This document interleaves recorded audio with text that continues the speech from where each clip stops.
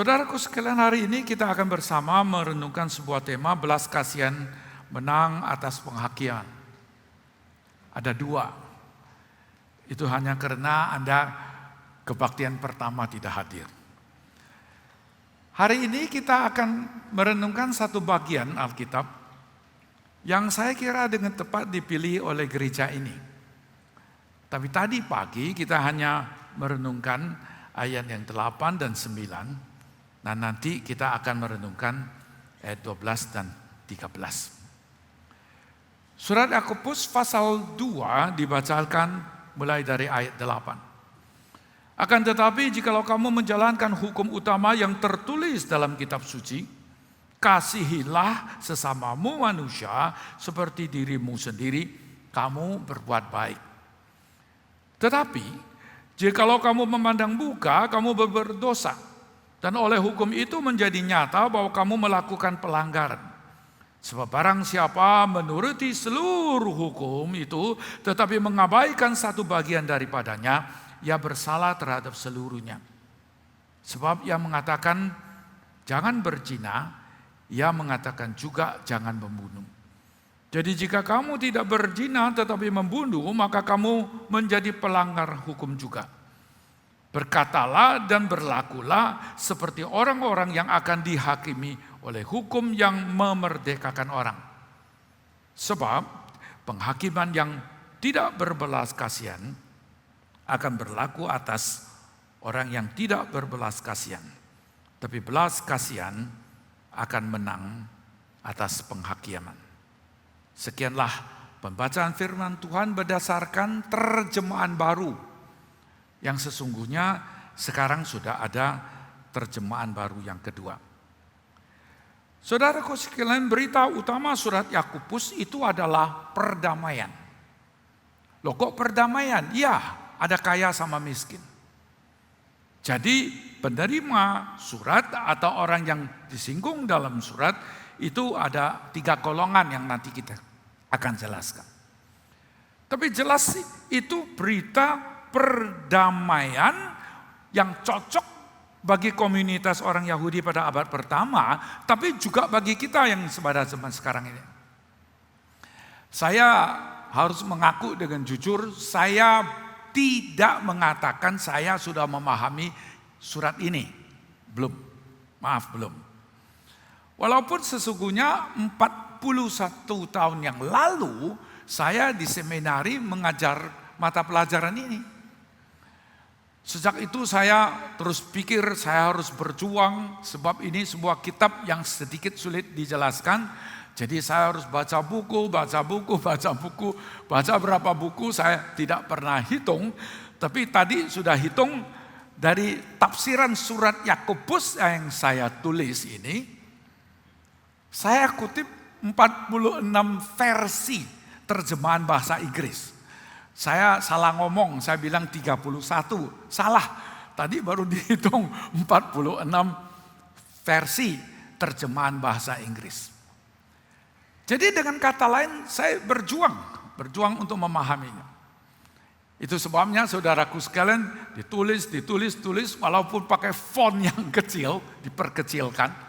Catatan kakinya itu kayak semut gitu, dah susah dibaca.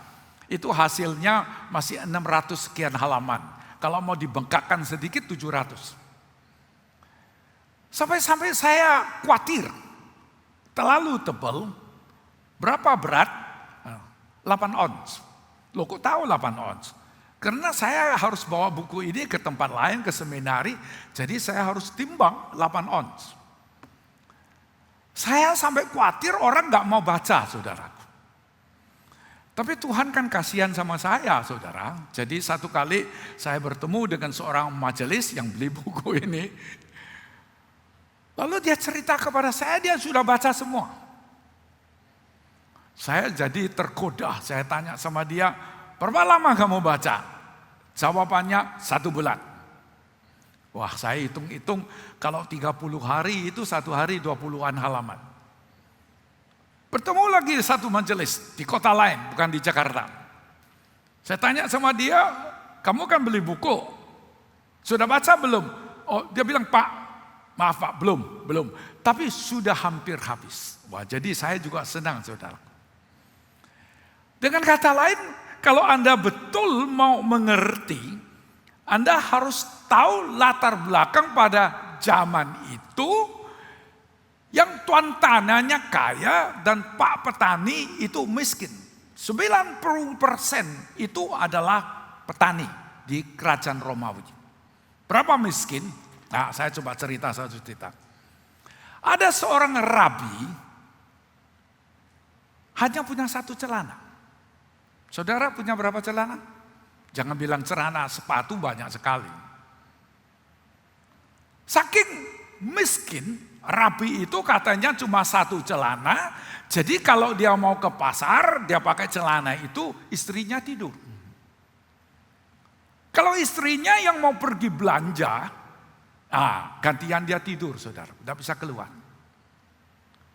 Jadi Anda yang hidup pada zaman sekarang, Shein, Temu, ya segala macam itu.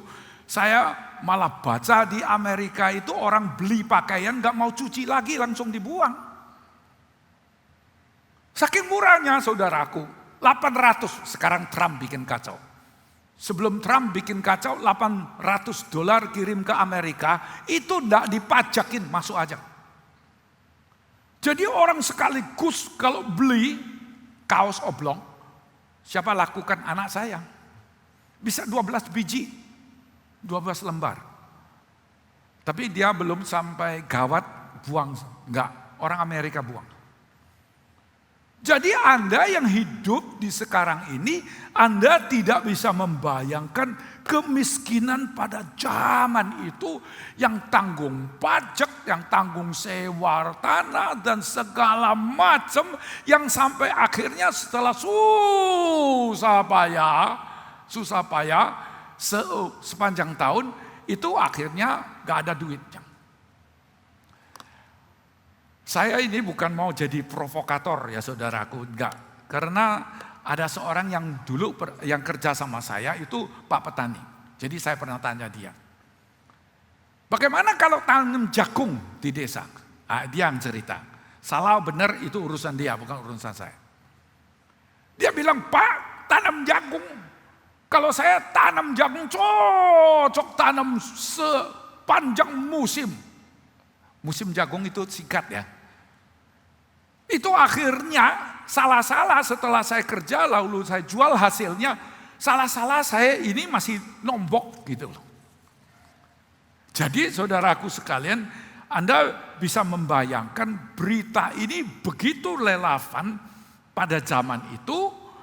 Sehingga kita harus berupaya lebih mengerti. Loh, itu saudara. Itu jelas bukan foto. Itu jelas adalah orang yang gambar, ada seorang namanya Yakobus, saudaranya Tuhan Yesus, itu yang dipentung sampai mati karena didorong jatuh, dituduh bidat, lalu belum mati, lalu orang ambil pentungan yang cuci pakaian, itu lalu membunuh dia.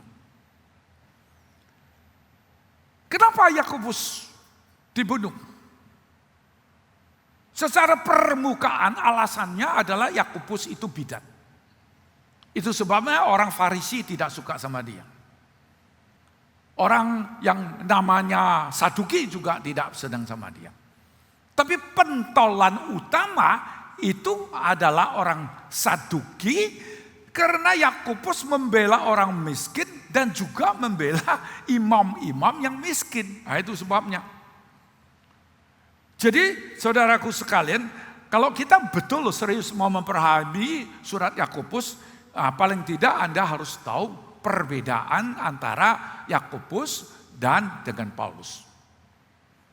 Tapi sebelum perbedaan, saya sedikit khawatir Anda kira ini dua orang berkontradiksi gitu. Enggak. Mereka itu banyak hal yang sama. Contohnya mereka percaya kepada Tuhan yang sama. Mereka sama-sama memperhatikan orang miskin. Misalnya mereka itu sama-sama giat mengabarkan Injil. Atau misalnya mereka sama-sama sangat memperhatikan kesatuan dan persatuan gereja. Banyak ayat hari ini kita tidak baca. Tapi Tapi paling sedikit saudaraku mereka memang berbeda. Zaman penulisan surat Roma itu tahun 56 sekitar itu. Kalau Yakobus 40-an. Misalnya penerima surat itu beda. Kalau di kota Roma itu boleh bilang saya duga itu mayoritas adalah non-Yahudi. Ada orang Yahudi miskin. Baca pasal 2 surat Roma suka mencuri. Jadi penerima suratnya beda sekali. Sedangkan kalau misalnya Yakobus penerima suratnya itu semua, boleh bilang semua orang Yahudi, bahkan orang Kristen masih datang ke sinagoge. Nah, terserah, ini kamus bahasa Indonesia pun rancu ya, sinagoge. Jadi mereka datang ke situ, perpisahan antara orang Kristen sama sinagoge itu belum jelas. Karena masa awal. Jadi itu sebabnya tujuan penulisan kitab itu juga berbeda. Kalau Paulus menulis itu ingin membuktikan bahwa seorang diselamatkan oleh karena iman, semua karena anugerah. Itu sebabnya orang Yahudi, para pemimpin orang Kristen Yahudi jangan menekan orang non-Yahudi terima sunat. Ini sangat membahayakan. Kalau tidak dipertahankan kemurnian Injil, gereja itu akhirnya tidak bagus. Karena ada dua kelas. Orang Yahudi kelas lebih tinggi, Anda dan saya ini non-Yahudi kelasnya lebih rendah. Itu sebabnya saudaraku sekalian, sampai-sampai Paulus harus berjuang sedemikian rupa. Silakan baca surat Galatia, akan menemukan bahwa di dalam Kristus kita itu satu, tidak ada soal suku, tidak ada soal status, entah orang bebas atau budak. Dan yang ketiga, tidak ada masalah perbedaan antara lelaki dan wanita. Ceritanya lain dengan surat Yakobus. Yakobus itu adalah perselisihan antara orang kaya dan miskin. Dan Paulus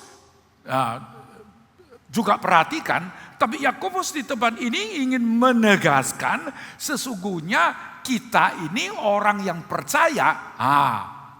Disitulah lalu ada kata penting yang mungkin harus diterjemahkan ulang. Kalau di surat Yakobus, bagi saya lebih tepat diterjemahkan iman kepercayaan. Harus ada perbuatan. Iman kepercayaan harus ada perbuatan. Sedangkan di surat Paulus itu iman adalah orang yang anggap dirinya tidak layak, yang tahu dirinya tidak layak. Tidak ada yang baik pada saya. Dengan tangan iman saya menerima anugerah penyelamatan yang dilakukan oleh Tuhan. Nah, saudaraku sekalian, berkaitan ini kita harus membaca sekarang ada 3 macam golongan yang terkait. Golongan yang pertama itu orang Yahudi yang sangat kaya. Seberapa kaya? Emas, perak. Tergantung saudara bagaimana menerjemah.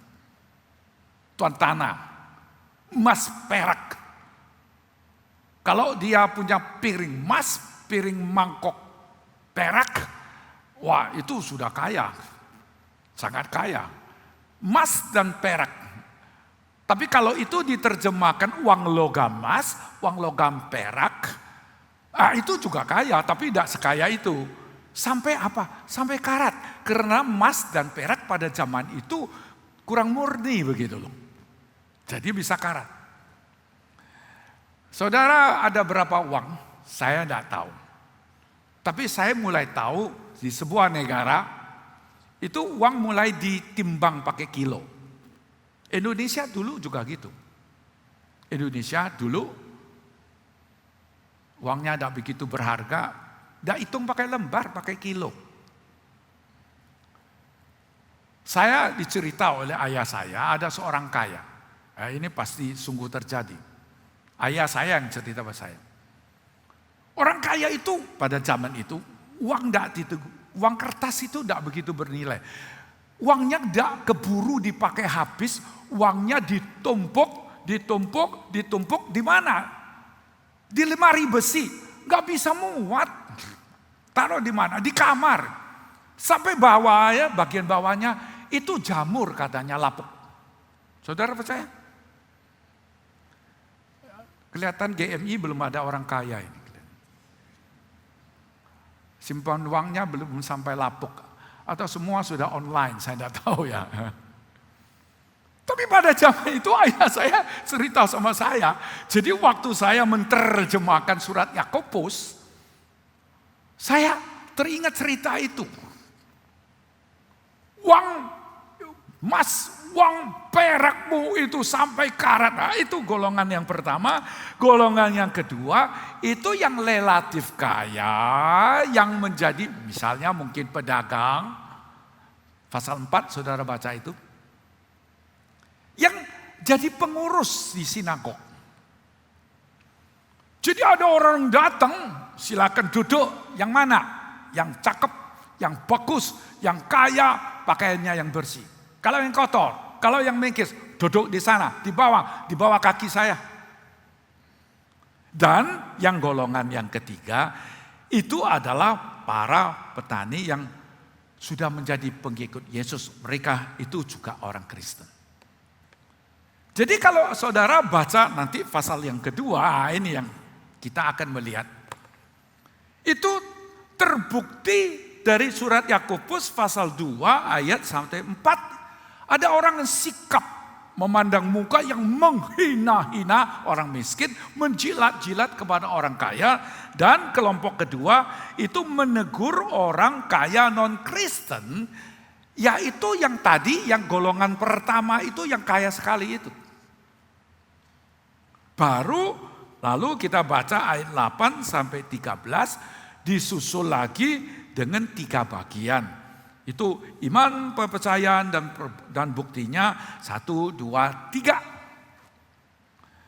Kenapa dibagi 3? Ada formatnya. Ada formatnya. Hari ini kita ada cerita itu. Yang saya mau cerita sedikit, itu yang 21 sampai 26, lalu mengambil 2 tokoh. Yang satu Abraham, yang satu Rahab sebagai contoh. Abraham punya iman, Rahab juga punya iman. Martin Luther tidak menulis tafsiran surat Yakobus, dia tidak suka surat Yakobus. Calvin tulis. Jadi waktu saya selidik, Calvin menemukan bahwa ini sedikit mengherankan. Kalau bicara mengenai tokoh iman, apa Daud? Bukan. Kalau bicara tokoh iman, apakah Samuel? Bukan. Kalau bicara tokoh iman, daftarnya kan banyak. Lalu kenapa harus pilih Rahab?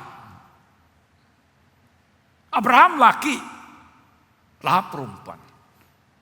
Abraham dihormati, Rahab itu profesinya jelek. Abraham itu seorang yang kaya. Rahab seorang yang miskin. Jadi, saudaraku sekalian, dugaan saya, ini penafsiran, saudaraku, senang tidak senang terserah Anda, terima nggak terima terserah Anda. Ini upaya penafsiran saya. Nah, 2 orang ini mewakili 2 kelompok yang bertengkar, yang nanti sampai pasal ketiga, mulutnya saling serang. Itu sebabnya pasal 3 bukan bicara mengenai lidah, tetapi bicara mengenai penyerangan dari kelompok yang saling tidak terima. Itu sebabnya saya tanya, waktu kebaktian yang pertama, maaf, kalau orang kaya sama orang miskin bertempur, siapa yang ngalah? Ini orang Kristen tak? Ini juga orang Kristen tak? Ini yang datang pakai Mercedes toh. Yang ini datang pakai bajai. Lalu orang ini yang pakai Mercedes ini tidak suka yang pakai bajai ini. Lalu bertempur. Lalu saling serang. Saya mau permisi tanya, menurut Anda kalau dua pihak itu bertempur, yang harus mengalah itu siapa? Saudara pernah mendengar gak bos itu mengalah? Tidak pernah toh? Tidak pernah toh? Nanti saya akan cerita, bos harus mengalah. Mau dengar itu? Jadi saudaraku sekalian, hari ini waktu kita menyelidiki bagian ini, kita mau bertanya, mengapa ada penghakiman? Belas kasihan menang atas penghakiman. Mengapa? Karena di kebaktian yang lalu kita membaca kedua ayat yang pertama itu 8 dan 9, kita sudah selidik ini semua. Ada hukum dari raja, mengasihilah sesama, manusia seperti dirimu sendiri, dan yang bertindak tepat versus yang terbukti salah. Itu kebaktian pertama ayat 8 dan 9. Tapi saya perlu mengulangi, siapakah sesamamu? Siapakah sesamamu? Menurut Anda sesamamu itu siapa? Menurut Anda sesamamu itu siapa? Sulit menerjemahkannya karena kata ini sesungguhnya artinya tetangga, orang dekat. Nah, kalau tetangga, kalau orang dekat, lalu sesama itu siapa? Cucu, saudara, papa, mama, itu siapa? Kita itu suka sama golongan kita. Kita berdekatan dengan orang yang sebangsa sama kita. Kita itu cocok dengan orang yang satu profesi sama kita. Kita senang sekali bergaul dengan orang yang pakai bahasa yang sama. Kalau Anda dari Binjai, suka bergaul sama Binjai. Tapi yang Medan bagaimana? Atau Bukit Tinggi bagaimana? Orang Bukit Tinggi kawan sama Bukit Tinggi enggak? Jadi sesama itu siapa? Kembali ke kitab Imamat pasal 19 yang seolah-olahnya menunjuk sesama bangsa. Tetapi kalau dibaca dengan teliti, Imamat 19 sebetulnya mencakup juga orang asing, non-Yahudi, cakup juga mereka misalnya yang cacat, yang sakit, dan juga mencakup mereka yang sebetulnya miskin. Jadi sekarang pertanyaannya, saudara mengasihi sesama enggak? Kalau saudara tidak mengasihi sesama, maaf, saudara sudah menjadi pelanggar. Sekali lagi ya, kalau Anda tidak mengasihi sesama, Anda itu juga sudah menjadi pelanggar. Istri saya duduk di baris pertama. Dia itu seorang wanita yang baik. Saya tidak sebaik dia. Dia senang pasti sebenarnya saya ngomong gitu. Ceritanya begini saudaraku, satu kali menjelang Natal, saya diundang khotbah terbang. Sampai akhirnya saya frustrasi. Saya bilang sama istri saya, bagaimana kamu ganti saya yang khotbah? Saya tetap di Jakarta, tidak usah terbang kembali ke Surabaya. Namanya juga baik hati, dia menyanggupi saudaraku. Dia bilang oke. Lalu malam itu saya telepon istri saya. Istri saya bersama dengan putri saya pergi datang ke perayaan Natal itu. Lalu istri saya cerita tadi banyak orang. Selesai kebaktian saya langsung pulang. Saya tidak salaman supaya bisa cepat pulang ke Kota Malang. Putri saya merebut telepon. Lalu berkata, "Dadi, mama makan 5 mangkok mie." Loh, wanita kalau marah makan mie banyak-banyak. Betul? Enggak kan? Loh, saya bilang kenapa makan 5 mangkok mie? Istri saya baru cerita. Tadi kami pulang buru-buru, maka itu sebelum keluar kota Surabaya, saya sama anak makan mie. Waktu makan mie, saudaraku sekalian, datang seorang anak kecil yang sikat ini loh, pembersih sepatu. Dia bilang, "Bu, mau semir?" Istri saya bilang, "Gak usah, gak usah." Dia tidak mau pergi, dia berdiri di situ. Water of mouth-nya kelihatan keluar, saudara. Dia berdiri di situ. Istri saya tanya, "Kamu mau makan mie?" "Mau," dia bilang, "mau." "Oke," istri saya bilang, "Saya pesankan 1 mangkok mie untuk kamu." Dia bilang, "Jangan dulu, Bu. Ini jauh lebih baik dari Anda." Dia bilang, "Adik saya masih di luar, jadi saya boleh panggil adik saya, Bang." Lalu dia keluar panggil adiknya.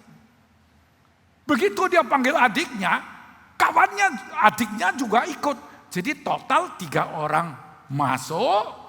Jadi hari itu dipesankan 5 mangkok mie. Saudara mau dengar yang menyedihkan enggak?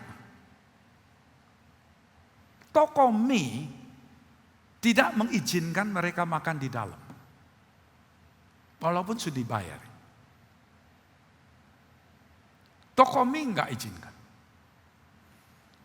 Ibu bayar, tapi 3 orang anak ini harus makan di luar. Saya kasih tahu kepada istri saya, 3 mangkok mie itu pengaruhnya besar. Kalau satu hari, sampai ada orang yang membakar, rumah siapa Anda tahu sendiri. Mungkin 3 anak ini akan berhenti pikir sejenak. Yang Anda bayar itu bukan 3 mangkok mie. Yang Anda berikan itu adalah bibit-bibit kasih di dalam hati yang selama ini diabaikan. Mengasihi sesama, mengasihi mereka yang lebih kurang, mengasihi mereka yang kurang beruntung, itu adalah sebuah perintah, bukan ajuran, bukan sebuah ajakan, bukan. Sebuah perintah yang dilakukan. Nah, itu sebabnya saya ingin bertanya, apakah Anda sudah bersalah? Jikalau Anda menjalankan hukum utama yang tertulis dalam kitab suci, kasihilah sesama manusia seperti dirimu sendiri, kamu berbuat baik. Tapi jikalau kamu memandang muka, kamu memperbuat dosa, dan oleh hukum itu menjadi nyata bahwa kamu melakukan pelanggaran. Apakah Anda bersalah? Yes, Anda sudah bersalah. Walaupun 10 perintah Musa, kamu tidak melakukan ini, kamu tidak lakukan itu. Tapi begitu kamu melanggar inti daripada 10 hukum itu seperti sebuah rantai yang ada 10 rantai mata, yang salah satu putus, rantai itu akan membuat Anda jatuh ke bawah. Itu sebabnya Yakobus menulis, sebab barang siapa menuruti seluruh hukum itu tetapi mengabaikan satu bagian daripadanya, ia bersalah terhadap seluruhnya. Sebab ia yang mengatakan jangan berzina, ia mengatakan juga jangan membunuh. Jadi jika kamu berzina tetapi membunuh, maka kamu menjadi pelanggar hukum juga. Nah, yang kita mau bahas sedikit itu kesimpulannya. Ayat 12 dan 13. Saya menerjemahkan dalam versi PBIK, ada yang versi bahasa Tionghoa, sudah terbit kedua-duanya, diterbit oleh LAI kalau PBIK Indonesia. Ini terjemahan saya. Kalian harus berkata demikian dan kalian harus bertindak demikian seperti orang-orang yang bersegera dihakimi oleh hukum untuk kemerdekaan. Sebab penghakiman yang tidak berbelas kasihan berlaku atas orang yang tidak berbelas kasihan. Balas kasihan menang atas penghakiman. Saudaraku sekalian, ini semua berkaitan dengan memandang muka, saudara. Orang yang memandang muka itu adalah orang yang berprasangka buruk. Kalau miskin, kalau kaya, kalau miskin begini-begini, kalau kaya begini-begini. Salah. Orang Kristen pengikut Tuhan Yesus tidak boleh panggil pakai sebutan yang tidak baik. Misalnya negro misalnya, tidak boleh. Kalian harus berkata demikian. Kalian harus bertindak demikian. 2 kali muncul. Kalian harus berkata demikian. Kamu harus bertindak demikian seperti orang-orang yang segera akan dihukumi oleh hukum untuk kemerdekaan. Nanti kita akan melihat. Saudaraku sekalian, kenapa kita ini kok gampang sekali ambil kesimpulan? Banyak sebab, saudaraku sekalian. Tapi yang jelas di dalam hati kita itu ada prasangka begitu. Di dalam hati kita itu sudah mengambil sebuah keputusan. Di dalam hati kita itu sudah menganggap kalau gini pasti gitu. Kalau dia dari suku ini pasti begitu. Kalau dia dari daerah itu pasti begitu. Jadi kita sudah asosiasi. Kalau barang hilang, loh siapa yang pencuri? Pasti yang dilihat bukan yang pakaian bagus. Kalau barang saya hilang yang saya cari pasti mereka yang bercombang-camping begitu kan. Orang demikian itu ingat bersegera, akan cepat bersegera dihakimi oleh hukum kemerdekaan. 2 kali kata ini muncul. Yang pertama kali saudaraku sekalian di pasal pertama ayat 25. Tetapi orang yang menyelidiki ke dalam hukum yang sempurna untuk kemerdekaan. Dan terus berada di dalamnya, bukan menjadi pendengar yang mudah lupa, sebaliknya pelaku yang bertindak, orang ini akan menjadi yang diberkati dalam apa yang dilakukannya. Anda baca, beda dengan terjemahan TB. Di 2 kata yang paralel. Bukan setelah baca lupa, bukan. Itu sesungguhnya adalah 2 paralel yang indah sekali yang mencakup ayat sebelumnya. Lalu sekali lagi muncul di pasal 2 ayat 12. Kalian harus berkata demikian dan kalian harus bertindak demikian. Seperti orang yang bersegera dihakim oleh hukum untuk kemerdekaan. Pertama, ini hukum. Kedua, hukum itu untuk apa? Hukum itu bukan mau mencari kesalahan. Hukum itu adalah satu kesempatan Anda melakukannya sehingga Anda itu boleh menjadi orang bebas. Hukum itu mau memerdekakan Anda. Hukum itu bukan membuat Anda terjerumus di dalamnya. Melanggar ini, melanggar itu, dihukum ini, dihukum itu. Bukan. Dengan melakukan hukum, dengan melakukan apa yang dituntut hukum, Anda itu menjadi orang yang merdeka. Nah itu yang dimaksud olehnya. Dari situ saudaraku sekalian, barulah kita bisa masuk ke pasal 2 ayat 13. Sebab penghakiman yang tidak berbelas kasihan berlaku atas orang yang tidak berbelas kasihan. Belas kasihan menang atas penghakiman. Siapa hakim? Pasti Allah. Kapan itu dihakim? Bisa sekarang, bisa yang akan datang. Ceritanya terjadi bukan di Indonesia, di negara lain. Ada seorang tukang di pinggir jalan, entah kenapa dia bikin lecet mobil. Mobil bagus, mobil yang mahal. Pengemudinya seorang perempuan, gadis muda, turun marah-marah maki-maki. Tukang ini bilang, saya tinggal sekian uang, saya kasih aja, mohon maaf sebesar-besarnya. Saya ini kan bukan sengaja. Wah, dia bilang harus bayar sekian-sekian. Dia bilang saya tidak ada uang. Perempuan ini tidak mau terima, anak gadis ini tidak mau terima, ambil handphonenya, telepon ke rumahnya. Sebentar lagi papanya datang. Bapaknya datang, mobilnya juga bagus. Yang itu galak, ini lebih galak. Yang tadi katanya lebih keras, ini lebih keras. Yang tadi kata-katanya lebih kejam, ini lebih kejam. harus bayar, segala macam. Sampai akhirnya orang ini bilang, begini Pak, kalau sekian banyak saya sungguh tidak ada. Boleh nggak saya permisi pulang ambil? Boleh. Rumahnya di seberang. Orang itu pulang, dia bawa apa? Golok. Dia taruh di belakang. Dia kembali ke tempat itu. Anak gadis itu ayahnya masih nggak bisa maki, marah. Kamu itu congkue, kamu mana bisa sanggup bayar? Ngomong terus. Di dunia ini siapa yang namanya manusia itu udah ada harga diri. Bapak itu keluarkan pedangnya, jedur, bawa kolonnya, jedur tebas. Dua orang itu berlumpuran darah lalu di situ. Hari itu yang mati 3 orang.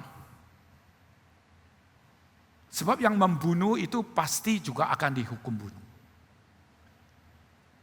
Yang mati hari itu kemudian sesungguhnya 3. Yang hancur itu sesungguhnya 2 buah keluarga yang utuh. Tapi hanya karena mobil lecet yang berkembang, tidak ada sedikit belas kasihan. Tidak ada sedikit maksudnya harus mengalah. Dengar orang kaya. Kalau orang kaya bertempur sama orang miskin, orang kaya yang harus mengalah. Kamu lebih terdidik kan? Kamu lebih kaya kan? Kamu bukankah adalah orang terhormat di dalam masyarakat ini? Kenapa kamu nggak bisa belajar mengalah sedikit? Hari itu tak kalau pedang itu dihayunkan.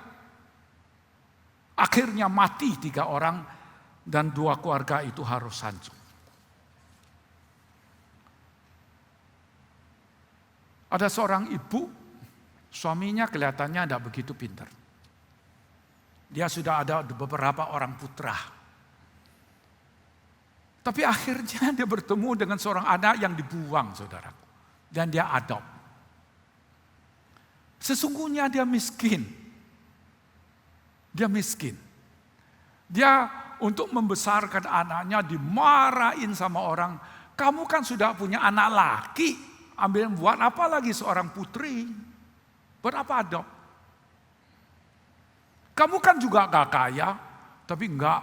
Dalam hatinya dia berbelas kasihan kepada anak ini. Dia besarkan dari kecil. Pinjam uang untuk kasih beli susu. Pinjam uang akhirnya supaya dia boleh pergi ke sekolah. Putrinya cerita, tak kalah saya naik mobil mau pergi sekolah, dia lihat ibunya berkejar-kejar di belakang. Dia berjuang supaya bisa anak ini, yang walaupun bukan lahir dia, adopsi, yang diadop itu boleh sekolah. Sampai akhirnya putrinya itu sudah selesai sekolah, sekarang mau berusaha. Dia jual segala-galanya mendukung supaya putri ini boleh mulai sebuah usaha baru. Akhirnya yang paling berhasil siapa? Putri ini. Yang paling mengasihi mamanya siapa? Putri ini. Tekala ibunya, dia mengadakan sebuah pesta besar untuk ibunya. Dia berlutut di depan ibunya. Dengan air mata yang berlenang, saudaraku. Dia bilang kalau bukan karena mama begitu mengasihi saya mungkin sudah mati entah di mana. Yakobus mengingatkan kita, orang yang menunjukkan belas kasihan, ya akan adili juga dengan belas kasihan. Ini terjadi di dunia ini dan juga di dunia yang akan datang. Mengapa itu sebuah kesalahan besar? Mengapa sampai Yakobus menegurnya begitu serius? Karena di belakang sikap tersembunyi mental yang buruk, konsep nilai yang tidak tepat, dan manipulasi yang serius. Orang yang memandang muka. Orang yang tidak bisa menghargai manusia sebagai manusia. Orang yang hanya menilai orang dari luar, dari kekayaan, dari apa yang kelihatan itu adalah orang yang mempunyai mental yang buruk, konsep nilai yang tidak tepat, dan manipulasi yang serius. Saya pernah sekolah di Amerika. Saya pernah mengalami diskriminasi yang begitu juga. Saya ingat sekali saya pergi khotbah lalu pulang lewat Chicago, saya duduk di dalam pesawat. Di samping saya seorang kulit putih, bukan semua orang kulit putih salah ya, tapi khusus kasus itu. Dia balik badan sepanjang penerbangan, dia balik badan nengok pun tidak mau nengok saya. Saya pernah mengikuti sebuah konferensi, saudaraku sekalian, itu berarti orang Kristen. Maaf, itu mungkin adalah mahasiswa teologi. Sepanjang malam kami 2 orang di satu kamar, dia balik badan nengok pun tidak mau nengok saya. Apalagi ngobrol sebentar. Itu terjadi. Kita tidak bisa melarang orang tidak suka kita. Tapi kita harus berbuat baik kepada orang lain. Kita tidak bisa melarang orang menghina kita. Karena alasan apa tidak tahu. Tapi kita jangan menjadi orang yang menghina orang lain dengan mental kita yang buruk, jangan dengan konsep nilai yang salah dan manipulasi yang tidak seharusnya. Mengapa?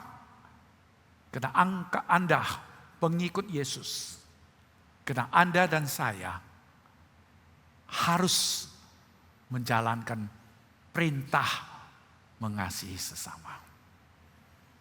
Mari kita berdoa. Tuhan, kami datang kepada Engkau karena Tuhanlah yang mengasihi kami. Bahkan jauh sebelum kami mengenal Engkau dan tenggelam di dalam dosa, Engkau tidak mencibirkan kami dan Engkau tidak meninggalkan kami. Ajarlah kami Tuhan mengasihi Engkau. Ajarlah kami karena mengasihi Engkau kami mengasihi sesama. Ajarlah kami menjalan di jalan yang benar. Sehingga tak kala kami bersikap belas kasihan kepada orang lain, kami juga diberikan belas kasihan. Ampunlah dosa kami Tuhan. Dengarlah seru doa kami ini. Demi Yesus Kristus kami berdoa. Amin.